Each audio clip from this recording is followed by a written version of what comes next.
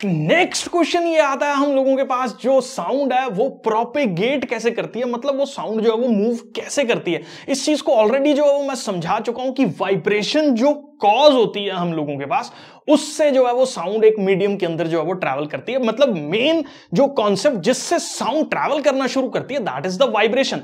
कोई भी चीज वाइब्रेट होगी वो उसके अराउंड जो पार्टिकल्स हैं उसको भी वाइब्रेट करेगी, वो वाइब्रेटिंग पार्टिकल्स अपनी और सराउंडिंग्स को वाइब्रेट करेंगे और धीरे धीरे वो सारी की सारी एक जो डिस्टर्बेंस है वो पूरे के पूरे मीडियम के अंदर ट्रैवल कर जाएगी, जिससे साउंड जो है वो हमारे पास प्रोपेगेट करती है, मतलब साउंड जो है वो मूव करती है। अब इसको लाइन टू लाइन में पढ़ देता हूं। तो साउंड कैसे वाइब्रेट करती है या प्रोपेगेट करती है, वो हम लोगों के पास क्या है, साउंड जो है वो वाइब्रेशन ऑफ द ऑब्जेक्ट से मूव कर रही है।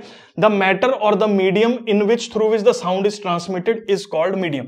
मतलब जिस मीडियम से, जिस जगह से साउंड जो है वो ट्रैवल कर रही है, वो सॉलिड भी हो सकता है। मतलब पानी के अंदर आप अगर हैंड्स को वाइब्रेट कर रहे हो या बजा रहे हो या कुछ भी ट्यूनिंग फॉर्क जो है वो वाइब्रेट कर रहे हो तो वो पानी में मूव करेगी। सॉलिड के अंदर कर रहे हो तो सॉलिड में मूव करेगी। एयर के अंदर अगर कर रहे हो तो वो एयर में मूव करेगी। मतलब मीडियम कुछ भी हो सकता है, सॉलिड भी हो सकता है, लिक्विड भी हो सकता है और गैस भी हम लोगों के पास जो है वो हो सकता है। और साउंड मूव करती है उस पर्टिकुलर मीडियम में जहां से वो जनरेट हुई है और लिसनर तक जो है वो पहुंचती है। लिसनर के कान के पर्दे जो है वो उसी सेम फ्रीक्वेंसी से वाइब्रेट करते हैं और हमारा ईयर जो है वो उस चीज को अंडरस्टैंड करता है कि वो जो है वो क्या बोल रहा है, क्योंकि हमारे ईयर के अंदर कुछ नर्व्स होती हैं जिसको ऑडिटरी नर्व्स हम लोग बोल देते हैं। वो उस पर्टिकुलर वाइब्रेशन को, डिस्टर्बेंस को जो है वो इलेक्ट्रिकल इंपल्सेस के अंदर जनरेट करती है, क्योंकि ब्रेन वाइब्रेशन रीड नहीं करता। ब्रेन जो है वो सारी चीजें कम्युनिकेट करता है इलेक्ट्रिकल इंपल्सेस के थ्रू। तो वो हमारा ईयर ड्रम एक इलेक्ट्रिकल इंपल्स को जनरेट करता है और ब्रेन के उस पोर्शन तक भेज देता है जो उसको जो है वो, उस पोर्शन को जो है वो, पार्ट को जो है वो अंडरस्टैंड करता है।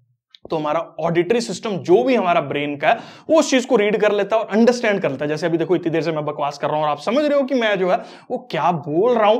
वो सारा का सारा कारनामा जो है वो आपके फोन से निकल के, लैपटॉप से निकल के, स्पीकर से निकल के जो है वो आपके कानों के पर्दों में जो आवाजें मेरी सुनहरी पड़ रही हैं, उस चीज से जो है वो फिजिक्स की अंडरस्टैंडिंग तुम्हारे दिमाग को जो है वो मिल रही है। क्योंकि दिमाग सुनता है, फिर दिमाग समझता है, दिमाग प्रोसेस करता है, लेकिन आजकल दिमाग रिटेन नहीं करता। कोई बात नहीं, मल्टीपल टाइम्स आप मेरे वीडियोज जो है वो देख सकते हो, उससे आपकी ये वाली प्रॉब्लम जो है वो सॉल्व हो जाएगी। नेक्स्ट अगर हम लोग जो है वो बात करें को, जब ऑब्जेक्ट वाइब्रेट करता है वो अपने मटेरियल मीडियम के अंदर जितने भी पार्टिकल्स प्रेजेंट होते हैं वो सब जो है वो वाइब्रेशन करते हैं, डम डम डम डम डम डम डम। तो सारी चीजें जो है वो उस मीडियम की वाइब्रेट करने लगती हैं, सराउंडिंग जो है वो वाइब्रेट करने लगती है। The particle does not travel all the way from the vibrating object to the ear. ये बड़ा इंपॉर्टेंट कॉन्सेप्ट है। मतलब मान लो मैंने बोला, अब मैं बोल रहा हूं तो इस मीडियम के पार्टिकल्स हैं, ठीक है, वो आपके कान में आगे तो नहीं घुस रहे, ऑब्वियसली वो तो यहीं रहेंगे ना। तो होता क्या है, बट ऑब्वियसली यार ये तो क्योंकि फोन पे रिकॉर्डिंग तुम लोग जो है वो मेरी देख रहे हो या वीडियोस में सुन रहे हो या टीवी पे देख रहे हो, जहां पे भी देख रहे हो, उस चीज में आप एक चीज अंडरस्टैंड करो कि जो एक सोर्स होता है वो कभी भी उसके जो सराउंडिंग मीडियम के पार्टिकल्स होते हैं वो कभी भी आपके कान तक आके नहीं घुसते हैं। जैसे मान लो साउंड प्रोड्यूस हुई, ठीक है, तो ये साउंड कैसे प्रोड्यूस हुई, मैंने क्लैप किया, ये मेरे हैंड्स वाइब्रेट किए और यहां से जो है वो साउंड प्रोड्यूस हुई। अब ये साउंड के अंदर जो सराउंडिंग मीडियम था वो पार्टिकल्स एकदम से वाइब्रेशन के अंदर आ गए और वो पार्टिकल ने अगले पार्टिकल्स को वाइब्रेट किया, फिर उसने अगले पार्टिकल्स को वाइब्रेट किया, फिर उसने अगले पार्टिकल्स को वाइब्रेट किया। मतलब जो पार्टिकल वहां पे फर्स्ट टाइम डिस्टर्बेंस जो है वो कैरी कर रहा था वो मेरे ईयर तक आके नहीं पहुंच रहा। इस चीज को आपको अंडरस्टैंड करना पड़ेगा। उस पार्टिकल ने अगले वाले पार्टिकल को वाइब्रेशन के अंदर सेट किया, फिर इसने उससे अगले वाले पार्टिकल्स को वाइब्रेशन में सेट किया, फिर इसने उससे अगले वाले पार्टिकल्स को वाइब्रेशन में सेट किया। ऐसे करके सारी की सारी साउंड जो वो मेरे कानों में गिरी और मुझे जो है वो सुनाई दिया। तो पार्टिकल्स कभी भी मूव नहीं करते हैं, पार्टिकल्स सिर्फ और सिर्फ एक डिस्टर्बेंस जो है वो ट्रैवल करते हैं। कई बार देखा तुमने यार वो सनी देओल की मूवी देखी हुई, बोलता है, चीखता है और वो भाई ट्रक उड़ने लग जाते हैं। तो ऐसा नहीं है, क्योंकि पार्टिकल्स मूव नहीं कर रहे हैं, वो एक वाइब्रेशन है जो बहुत तेजी से प्रोड्यूस हो रही है, ठीक है, जिसके अंदर कोई भी पार्टिकल्स मूव नहीं करते हैं। ये चीज आपको जो है वो अंडरस्टैंड करनी पड़ेगी कि ऐसे चिल्लाने से जो है वो चीजें नहीं उड़ेंगी, ठीक है। नेक्स्ट अगर हम लोग जो है वो बात करें, the particles do not travel all the way from the vibrating objects to the ears. ये हो गया, ये मैंने अभी पीछे बोला ना कि वो चिल्लाने से चीजें उड़ेंगी नहीं, ठीक है। वो एक्चुअली वाइब्रेशन जो है वो बहुत तेज हो सकती है। कई बार होता है ना, कोई बम गिर गया, शीशे टूट गए, क्यों, वाइब्रेशन बहुत तेज होती है।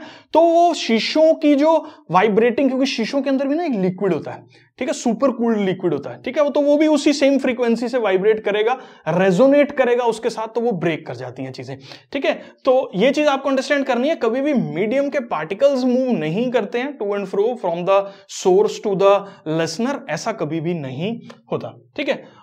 The particles of the medium in contact with the vibrating object is first displaced from the equilibrium position। मान लो ये सोर्स है, इसने इस पार्टिकल को वाइब्रेट किया, ये पार्टिकल थोड़ा सा आगे तक जाएगा और फिर अपनी पोजीशन पे जो है वो वापस आ जाएगा। If it then exerts force on the adjacent particle, तो ये पार्टिकल क्या करेगा, जो एडजेसेंट वाला पार्टिकल है उसको आगे दौड़ाएगा, ये उसको आगे दौड़ाएगा, मतलब इस पार्टिकल ने वाइब्रेशन प्रोड्यूस की, इसको भगाया, इसने जो है वो उससे अगले वाले पार्टिकल को दौड़ाया, उसने जो है वो उससे अगले वाले पार्टिकल को दौड़ाया।